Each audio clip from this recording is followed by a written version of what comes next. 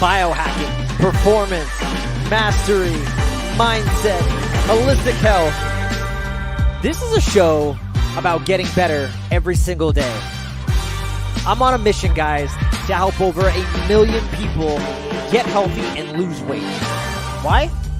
Because when you lose weight and get healthy, you have higher self-esteem. You have more self-confidence. And that person goes out and crushes their goals and starts living the highest version of themselves, and then they have way more impact on the world.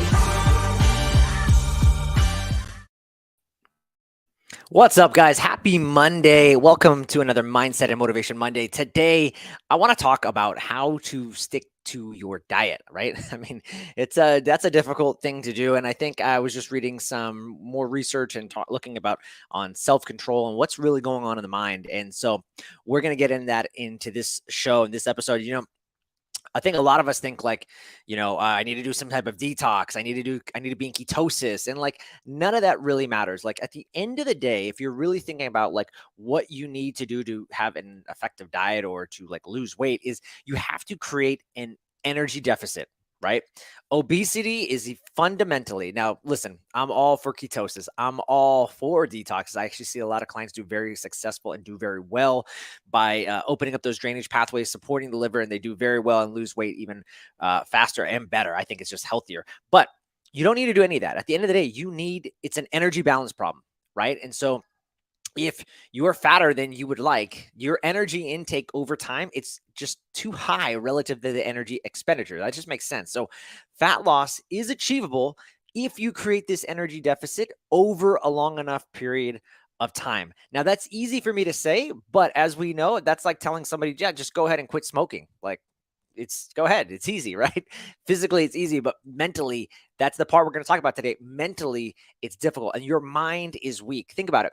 If you have low energy levels and you are not able to just muster up energy to do something, you're in this mental fog, this low energy. And that's what a lot of us think when we're reducing calories, we're reducing energy, we're on this fixed diet and we're thinking, I don't want to do this. This is terrible. Like, I just feel lethargic. I feel weak. And the interesting thing is what the science shows is your body doesn't know the difference. At the end of the day, your body has no idea your body knows is what you're telling it, what your mind is telling it. And so I'm going to get into more about that. But what they did is they actually took a group, and to kind of illustrate what I'm talking about, they took a group of people and they wanted to test this idea. Is like, hey, do we really feel the mental effects of being on a diet and not getting as much energy? Like if you have low energy and mental fog, like, is that really just because you're not getting enough calories?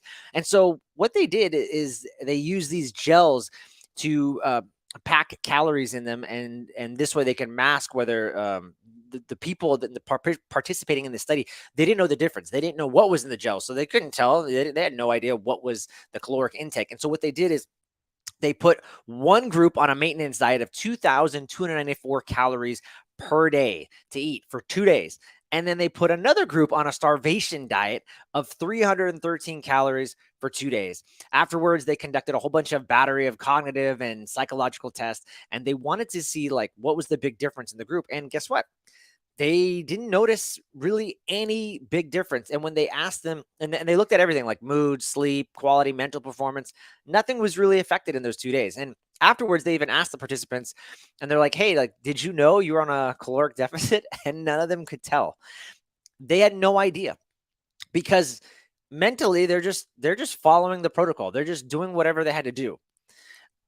Didn't know they had an energy deficit. Didn't even feel it, just kept doing whatever they were doing. Another study they did at the university, this was in 1987, they did a study at the University of Pennsylvania School of Medicine. They had participants that they assigned either to 500 or 1,200 calorie protein sparing modified fast for 2 months. Same thing. The dieters didn't feel any different on the diets. And the 500 cal folks, they even started to experience symptoms such as like hypothyroidism, right? And that's not a great thing, but they didn't even know that their thyroid was slowing down. They had no clue. They were just executing the protocol. And actually, if you think about it, how many times have many of us, or we've just seen or talked to folks that have switched to like a vegan diet only or a carnivore diet only, and they start to become hypothyroid? They don't even know unless you like actually run their lab markers, but they feel great. They are feeling amazing. And they actually say like, my God, my health like transformed just because I switched to this diet and it's so amazing. And I'm doing great. Another example, they look at the military, and that's a great place to look for a lot of studies. They put troops on a 40% calorie deficit, and they compared this to the group that was in a 14% deficit. And they wanted to check the psychological, their psychological symptoms, mood, their reaction time. And guess what? Soldiers had no significant difference. Even Ramadan is a great example where we see, people of certain faiths doing this 24-hour fast for a long period, and they do really well. And if you think about it, the brain is really, it's not very vulnerable to short food deprivation, right? I mean, think about it. You can go think how many people say like, oh man, when I'm fasting I feel so much better, I feel so much more clear. So you have one camp saying I feel so much more clear, I have no like mental fatigue. And then you have another group saying, oh my God, I'm not eating enough calories today, I'm on this diet and I feel terrible, I feel low energy. So what's going on here, right? That was the question we wanted to ask in the beginning of the show. There's also, when you're looking at blood sugar, a lot of people bring that into play, like, hey, the blood sugar dips. The studies aren't really showing that that's a huge factor as well. And then there's just this postprandial somnolence, which postprandial means after meal, somnolence means like sleepiness. And so food, the idea here is that food has energy. And so therefore we equate that to mean, well, that means I must get mental energy from food. Now, of course, we know that there's certain neurons that actually work well with glucose, and the brain needs glucose to survive. And we also know that there's neurons that run really well on ketones. Now, mental energy, though, that's a really vague term when we think about just cognitive functioning. And what the most current research is showing is that it's really our central nervous system that is altered by hunger, right? Hunger motivates you to become active and search for food, right? It's that activation of that sympathetic nervous system, that fight or flight state that says, hey, you need to go out and get some food. You're going to die. And then there's the other side, the rest and digest, that parasympathetic state, that relaxing state, right? That's the part of our body that is in that calming state, but that it's not in fight or flight. It's like it's calm, it's okay. And that is all controlled. All of these things are really controlled by the vagus nerve. And the vagus nerve, guess what, runs all through your body. It's one of the most well-known, and most powerful, like I guess nerve connections, you could say, running from the gut to the brain. There's that gut brain axis. It's the biggest nerve really in the parasympathetic nervous system. So if you think about it from a nervous system perspective, if you are fat and full, your nervous system is telling you, hey, it's time to go. It's a time to relax. It's a time to rest. It is a time to go procreate. Like, you can do this because you're safe. If you don't feel safe because you need to get food to live, well, then your brain is going to tell you, you're hungry, go out and hunt, go out and get it, right? So a lot of this is coming back to the nervous system and how it's relating to some of these contextual cues that we're giving it. Now, here's the cool thing.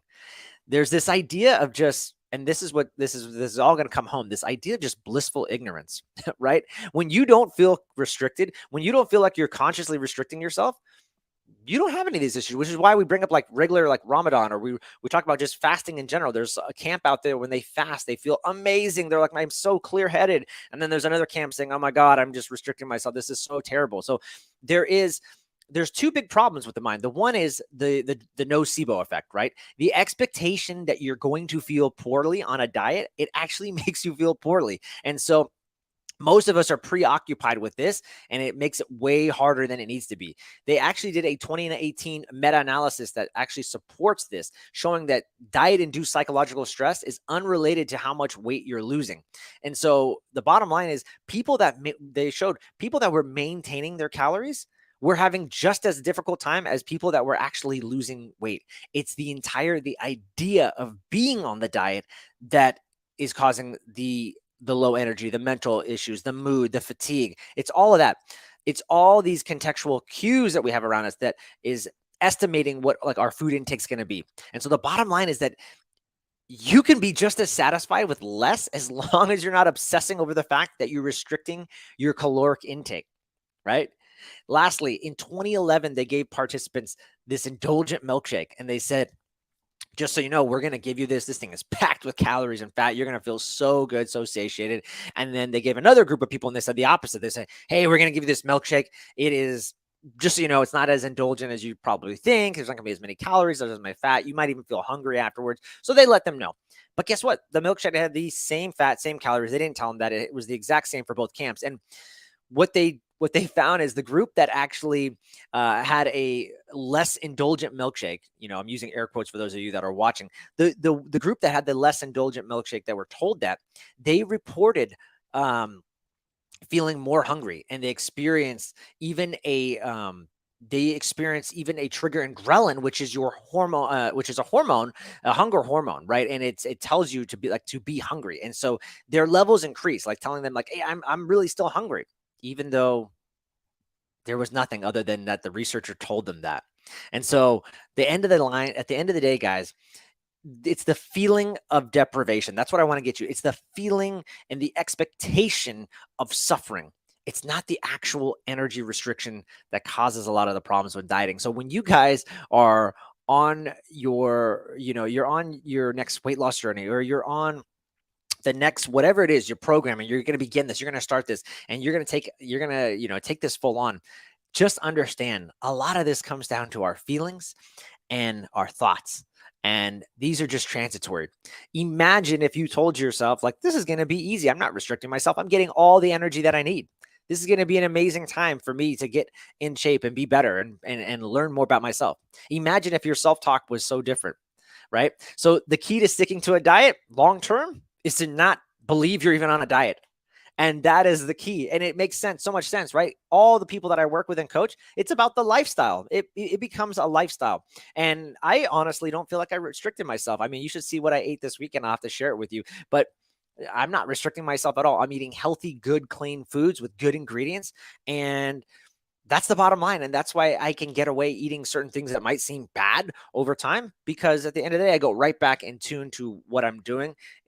And I don't ever feel like I'm restricted. I know a lot of people are like, oh my God, like, how can I can't even do this, or how can I maintain this? It's a lifestyle. And that's the bottom line. So if you can make it a lifestyle and feel that you're not restricting yourself, you will do really well in the long term. All right, guys, happy Monday. I hope this was a good start. Exciting week this week. I just released a great podcast last week with Mark Schatzker, The End of Craving. He's the author of The End of Craving, and we talked all about cravings and how to stop them, how to prevent them. This week, tomorrow's podcast dropping, we're talking about dopamine. This is going to be a really nice, I think it's going to bring everything together with Dr. Ann Lemke. She's a researcher out of Stanford who has a book called The Dopamine Nation, and we go deep into dopamine, and it really is going to dovetail right nicely with Mark Schatzker's podcast.